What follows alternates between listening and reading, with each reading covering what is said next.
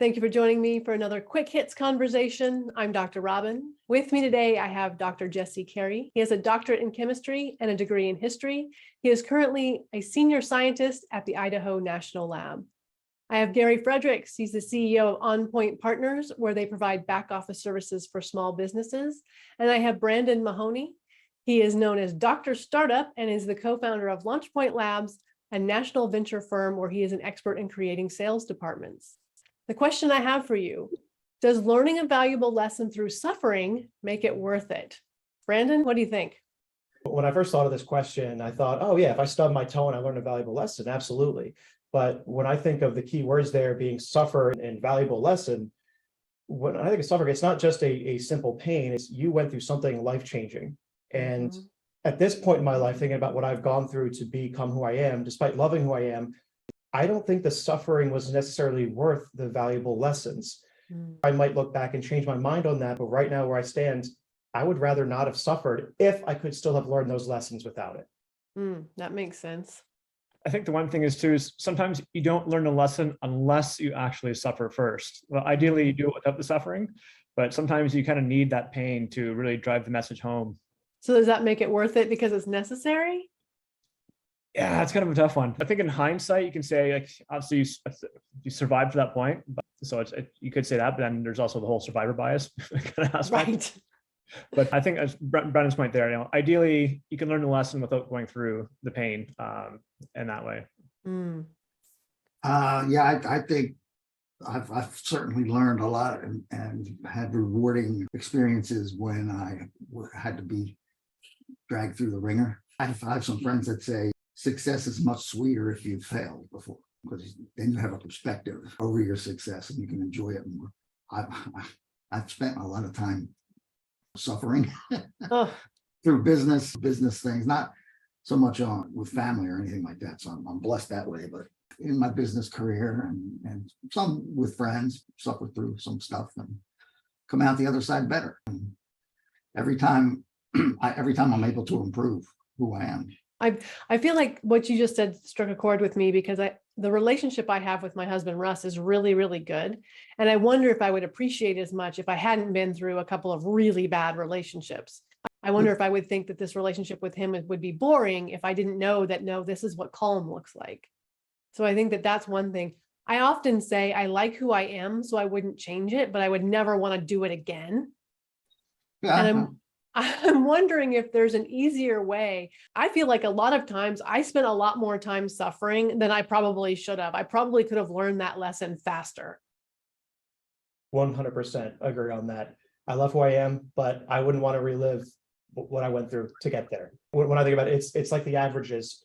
What is the average amount I've suffered throughout life, and what are the average valuable lessons I've learned throughout life, and do the values outweigh? And there are definitely times where the suffering did not justify the lesson learned, particularly when I think about it and I was given advice that I didn't adhere to that advice. And so I went through that suffering without needing to. By choice. Yeah, absolutely, by choice.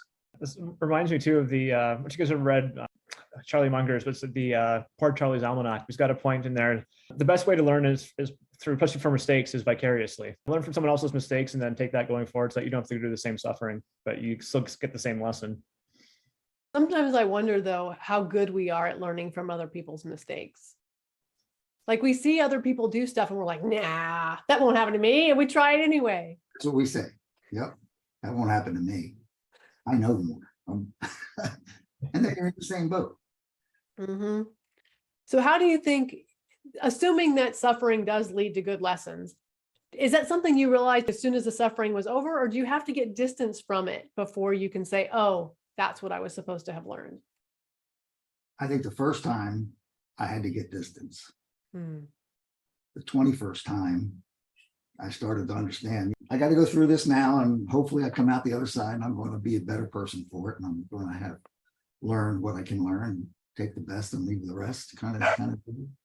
So yeah, for me, that's how it started. It was, oh my God, I feel like it's the end of my life. My world is coming to an end when you're 20 years old. And then when you're 40 years old, it's just another bump in the road. I would have to agree. At first, it was I needed distance between, but Anymore in life, it's almost immediately like, okay, just went through this. What am I supposed to be learning here? What is the lesson life is trying to teach me? And I jump into evaluation mode to try to get through that faster. I just had an experience recently where I was talking through some of my past lessons learned, and someone pointed out, this thing right here, that's why you're so good at this thing over here. And I had never made that connection before.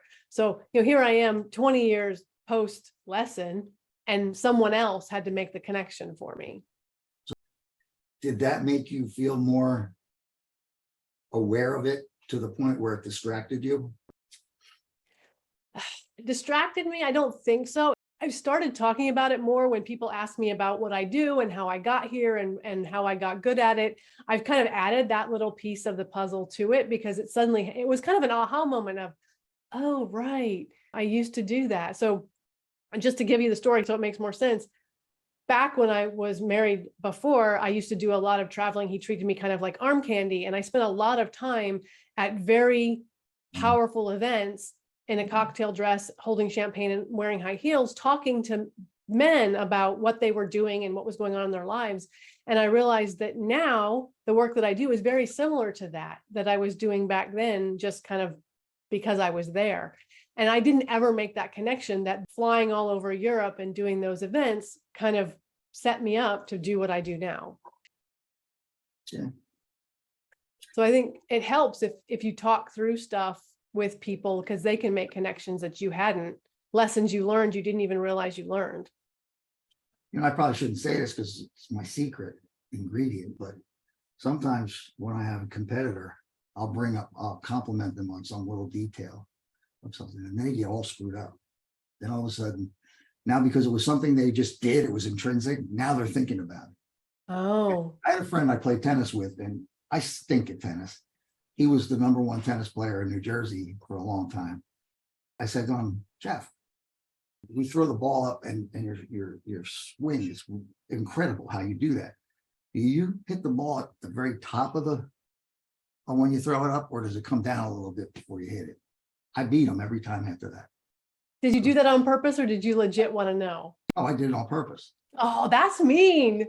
That's not mean, because someone made me play him. I didn't want to play him. I stunk. I was losing every game. So I said, well, I got to even the scale here. But sometimes I think if someone were to say, you're really good at this, and I think, I didn't even know that.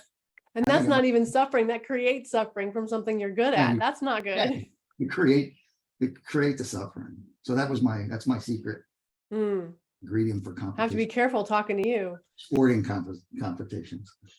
So I feel like there are lots of, if I look back over the course of my life, I feel like there is suffering that I'm like, I don't know what I was supposed to learn from that. Do you guys have things like that too, that there's just in your past where you're like, I don't know what I was supposed to take away?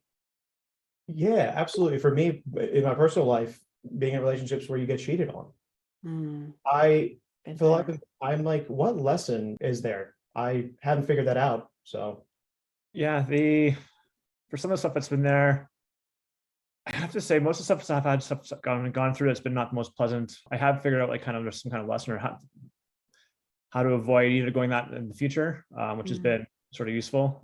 Not going through the same thing again, which is helpful.